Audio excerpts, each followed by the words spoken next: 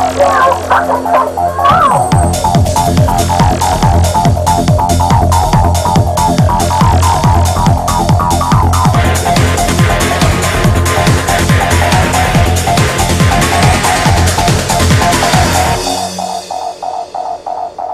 Julie Baker, and you're watching GVTV News. Thanks, Julie, and I'm Randy Hansen. In today's world news stories, Libyans celebrate Gaddafi's death. Burial delayed amidst probe calls. And Clinton warns Pakistan on militants. And Greek parliament approves austerity package. And Guatemala apologizes to Arbenz family for U.S.-backed coup. And ETA renounced armed struggle for Basque independence. The Senate rejects tax measures in jobs bill. ACLU says FBI racially profiling ethnic groups in probes. And FBI expands definition of rape following public campaign. And New Yorkers protest NYPD stop and frisk program. And Bush protests at Canadian event, where he protested. NPR ousts journalist for attending D.C. protest. But before these stories, GVTV News would like to thank one of our underwriters who supports your only visual video news media in Nevada County. That's right, it's us, GVTV News.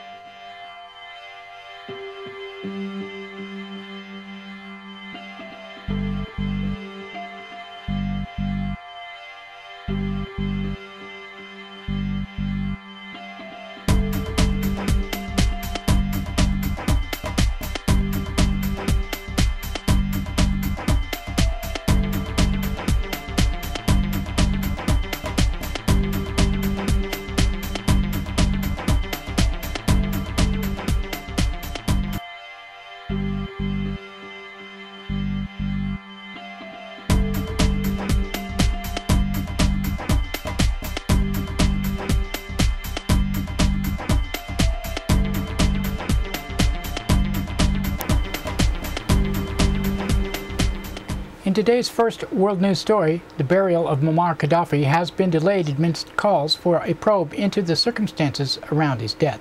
Video footage continues to emerge of the last moments of Gaddafi's life, followed by his blood-drenched body being dragged on the ground. Gaddafi was reportedly shot dead by fighters with the Libya's interim government shortly after his convoy was bombed in a NATO attack. The UN High Commissioner for Human Rights has demanded an investigation, calling the images very disturbing.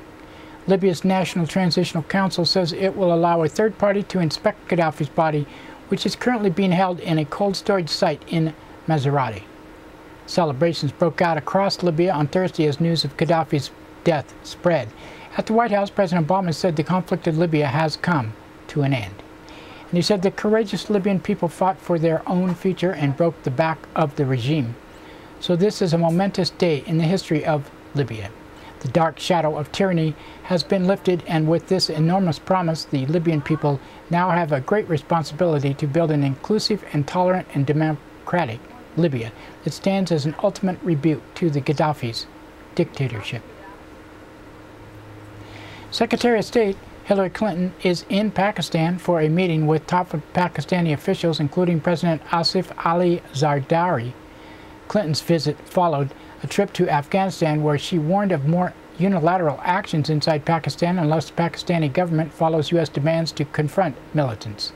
She said, "We must send a clear, unequivocal message to the government and the people of Pakistan that they must be part of a solution, and that means ridding their own country of terrorists who killed their own people and who crossed the border to kill in Afghanistan." I think that we now increase that pressure. How we make that commitment is the subject of conversations that President Karzai and I have had, and I will have in Pakistan. But we're looking to Pakistanis to lead on this, because this is no longer a place. There is no place for this to go any longer. Greek lawmakers have given final approval to austerity measures that will cut wages, slash spending, and raise taxes in return for international bailout. Thursday's vote came amidst massive demonstrations and a general strike that brought Greece to a halt. Tens of thousands of protesters flooded the capital of Athens, main Syntagma Square, outside the Parliament building. Guatemala has formally apologized to the family of former President Jacobo Arbenz 57 years after the U.S.-backed coup that ousted him from office. At a ceremony on Thursday, Guatemalan President Alvaro Colom asked Arbenz's family for forgiveness. Speaking on behalf of Arbenz's family, Arbenz's son, Juan Jacobo, followed on the United States to follow suit and said, "My family suffered a lot in exile. We suffered the consequences of an injustice that took place in 1954 when an agency from a very powerful country, the United States, acted in the interest of a powerful North American company called the United Fruit Company, who were condemned in court for being a monopoly. Here started the injustice, and we call on the United States to recognize their heirs." The Basque separatist movement in Spain has formally announced an end to its armed struggle after over 50 years. In a statement, unidentified members of the ETA say they are laying down their arms to help advance ongoing talks with the Spanish government. The Senate has failed to approve a key provision of President Obama's jobs proposal that would have boosted taxes on the wealthiest Americans. On Thursday, the Senate voted 50-50 on a measure to fund 400,000 jobs through $35 billion in increased taxes on the rich, 10 votes short of the 60 needed for approval. The FBI is being accused of targeting groups of investigations based on their race or religion. Citing internal FBI documents, American Civil Liberties says the FBI has illegally and unconstitutionally gone after Americans by racial profiling. According to the ACLU, the FBI has launched investigations in particular communities by linking criminal acts to ethnic groups and then using census data to identify where many live. The FBI has agreed to expand the definition of rape following a campaign from women's rights groups. For over 8 decades, rape has been officially defined in the FBI's uniform crime reports as forcible rape instead of simply rape. The definition has also excluded circumstances where victims are unconscious or where men are raped. Earlier this year, Ms. Magazine, along with Feminist Majority and the website change.org, launched a campaign seeking to change called Rape is Rape, which drew tens of thousands of supporters. And a protest is being held in Manhattan to oppose the New York City Police Department's practice of stopping and frisking individuals even though they face no charges. Some 700,000 people are on pace to have been questioned under stop and frisk this year, the vast majority African Americans and Latinos. Religious leaders, students, and activists have planned a rally in front of the Adam Clayton Powell Jr. State Office building in Harlem, followed by a march and act of civil disobedience at a local police station. In Canada, around 200 people rallied near Vancouver on Thursday outside of speaking appearance by former U.S. President George W. Bush. Demonstrators called for Bush's arrest for war crimes and torture committed during his time in office. The rally came as a legal group lodged a private complaint in a Canadian court on behalf of 4 people who say they were tortured in U.S. prisons under the Bush administration. And National Public Radio is drawing controversy after apparently forcing the dismissal of an independent radio journalist over her participation in a protest at Washington, D.C.'s Freedom Plaza. The journalist, Lisa Simone, hosted the show World of Opera and contributed to the show Soundprint, which are produced independently but aired on NPR stations. But after learning that Simone had attended the D.C. Occupy protest, NPR released a statement saying, "We of course take this issue very seriously." Hours later, Simone was fired from her job at Soundprint. In a statement, Simone said, "I find it puzzling that NPR objects to my exercising my rights as an American citizen, the right of free speech, the right of peaceful assembly, on my own time in my own life. I'm not an NPR employee. I'm a freelancer. NPR doesn't pay me. I've never bought a whiff of my political activities into the work I've done." That's it for the World News today. Now another thanks to one of our underwriters who supports your only visual video news media in Nevada County. You guessed it, it's us, GVTV News.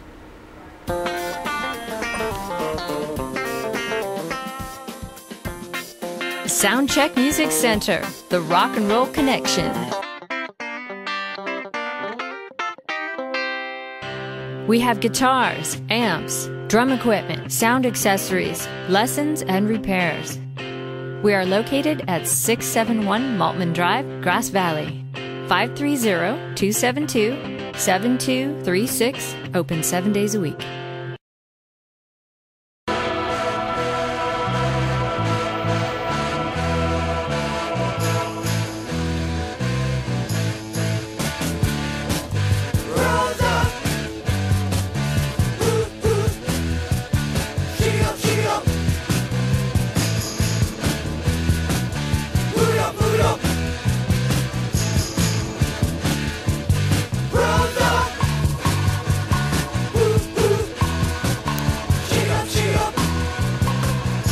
That's right, it's time for the police blotter, and pictures in the blotter not from these actual events but used for visual aid only.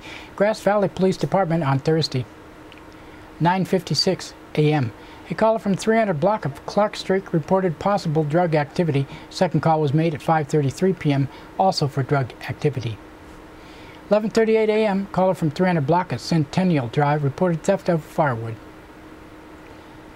At 12:01 p.m. caller from 100 block of Iron Horse Place reported two men screaming and yelling obscenities. And 2:11 p.m. caller from 200 block of Sutton Way reported theft of registration tabs from a vehicle. And 2:52 p.m. a caller from 100 block of Margaret Lane reported a smashed window. And 3:17 p.m. caller from 200 block of South School Street reported people smoking drugs. And 6:39 p.m. a woman from Condon Park reported a woman assaulted her, pushed her to the ground. She did not need medical attention. At 6:49 p.m., caller from 400 block of South Auburn Street reported a woman pushed a child in a stroller down the stairs and the child fell out of the stroller. At 6:55 p.m., caller from 300 block of Pleasant Street reported the theft of $13. At 8:21 p.m., caller from 300 block of Bennett Street reported possible drug activity. At 9:49 p.m., a woman from 100 block of Ocean Avenue reported a man assaulted her in front of their children. At 11:45 p.m., caller from 100 block of Mill Street reported vandalism to the box office. At 11:54 p.m., a woman from 100 block of West Main Street reported a man stabbed her. She did not need medical attention. A man was cited on suspicion of assault with a deadly weapon. And Friday, 3:37 a.m., caller from 100 block of Glasson Way reported a man refusing to leave and threatening staff. He was arrested on suspicion of trespassing. And Nevada County Sheriff's Office on Thursday, 8:39 a.m., a man from 12,000 block of Willow Creek Lane reported wanting his ex-wife removed from the residence.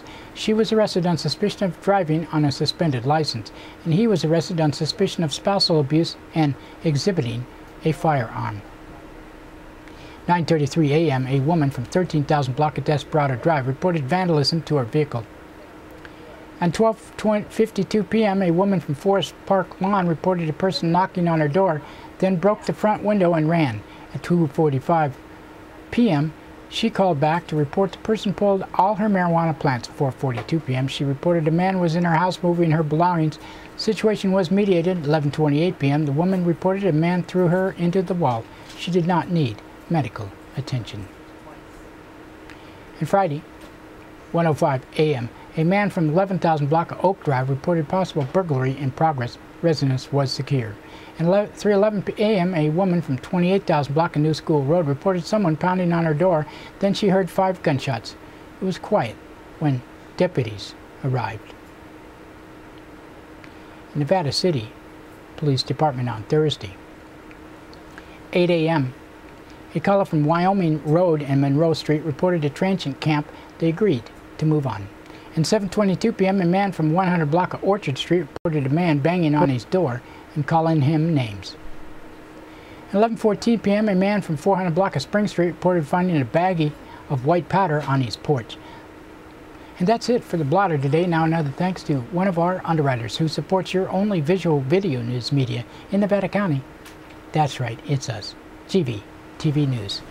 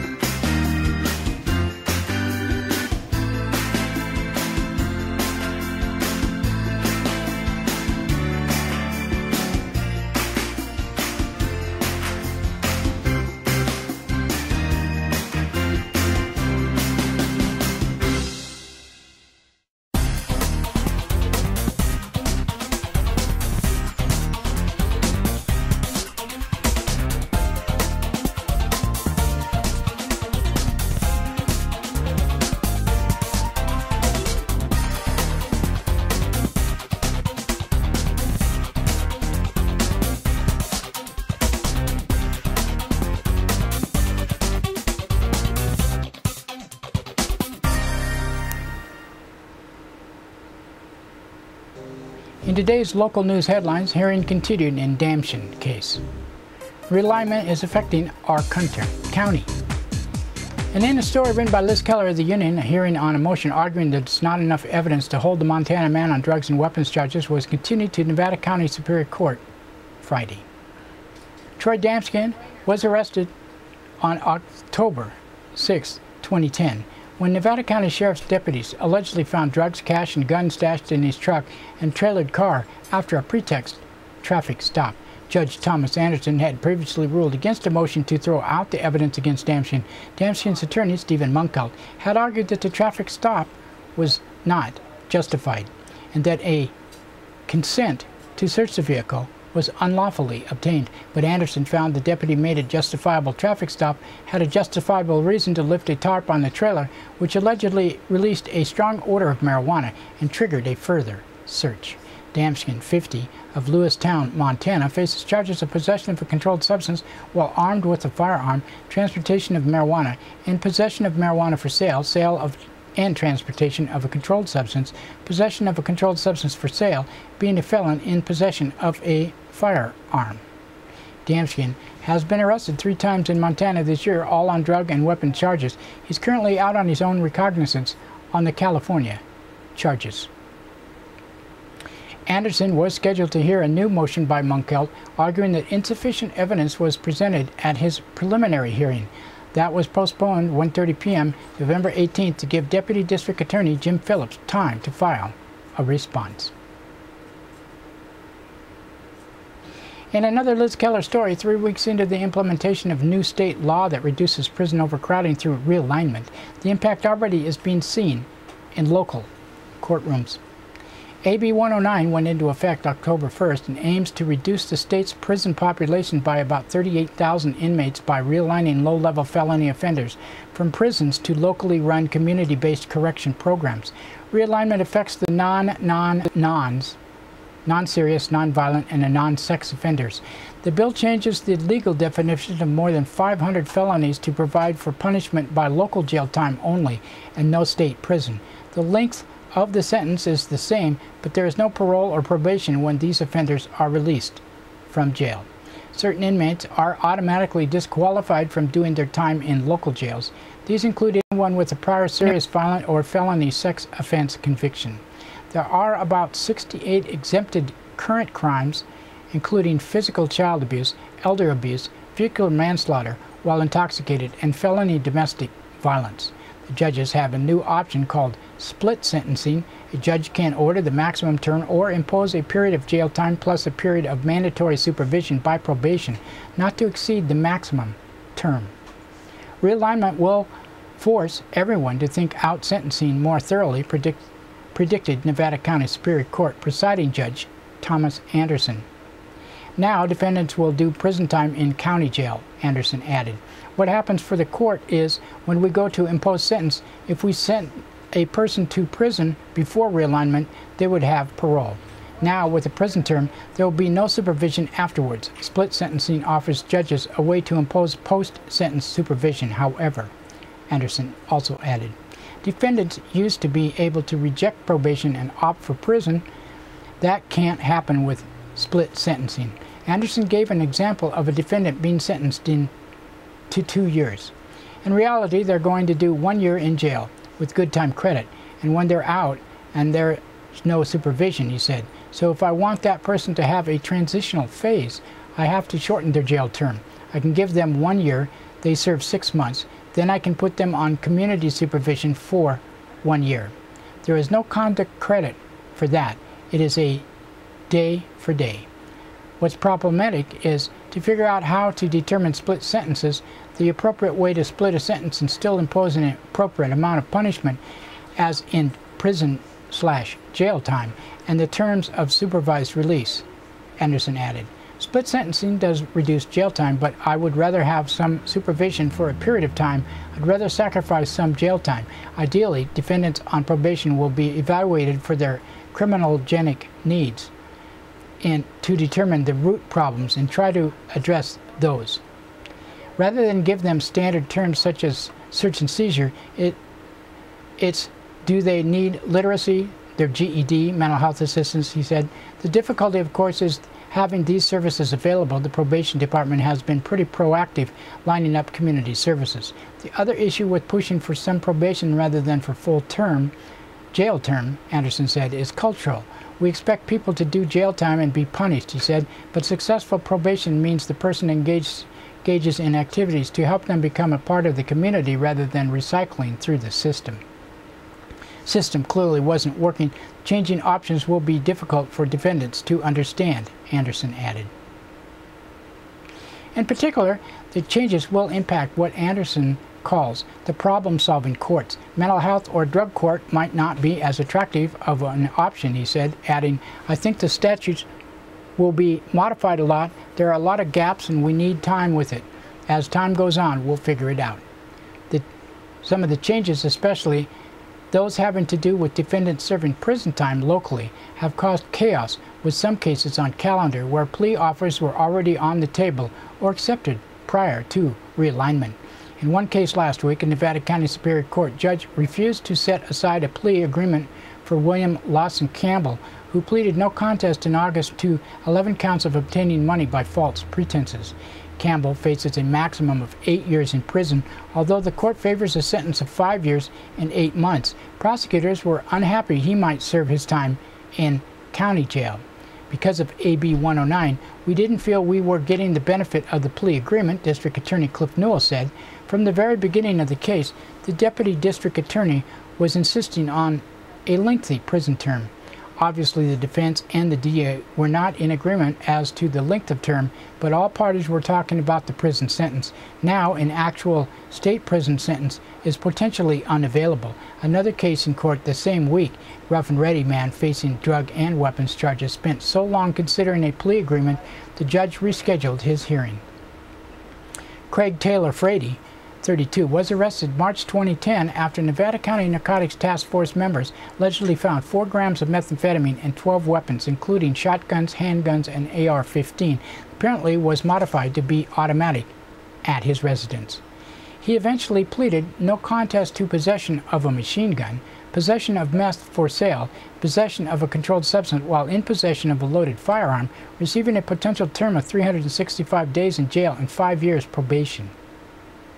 The changes in sentencing were part of the confusion for him, said Frady's attorney, Stephen Munkelt. I had been advocating for an offer from the prosecution with probation. That offer was never made until after realignment. The impact of the initial offer, 32 months in state prison, changed dramatically after realignment. He would have spent that time in county jail, and that made that offer more attractive. Once it became clear that realignment meant that Frady would spend his prison time locally, the DA was more inclined to present an offer that included probation, Munkelt added. Supervision keeps him on the straight and narrow. That was the trade-off.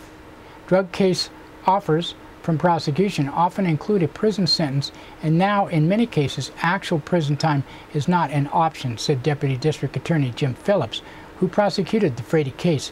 Craig Frady allegedly had a machine gun and meth.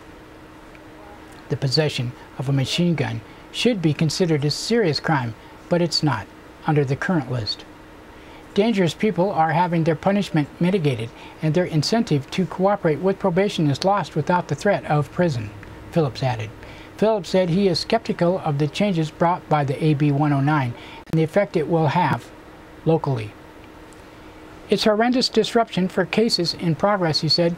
In my personal opinion, within a year, we're going to see our crime rates increase substantially.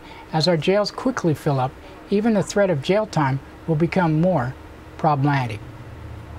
Phillips added that he is extremely cynical about the state's claim it will fully reimburse the counties for realignment cost. Nevada County is expected to receive $515,000 over the next 9 months to fund the realignment, an amount both Sheriff Keith Royal and Chief Probation Officer Doug Carver have called inadequate. That burden will fall on the counties that are already severely impacted with their budgets and on the citizens in the form of an increased crime rate. Doesn't sound too promising, does it? Probably a little glitch here. That's it for local news today in GVTV News. We'd like to thank Associated Press, Reuters, Amy Goodman, the Union, and others for the sourcing of our news. And don't forget, we are broadcast 3 times a day on public access NCTV, Comcast Cable Channel 11 and Suddenlink, Channel 16 in Truckee and Alta Sierra, 8 a.m., 3 p.m., and 7:30 p.m. Monday through Friday, and random on other times. Check the website for the schedule. We are streamed daily, NevadaCountyTV.org and GVTV.org, and Rural Counties Television Network.ning.com. We also post to Facebook, YouTube, iTunes, Blip.tv, free video podcast. You can get us on smartphones, PSP, and many handheld devices, and we'll talk to you tomorrow. Should be Tuesday. Sorry for the little glitch at the end here.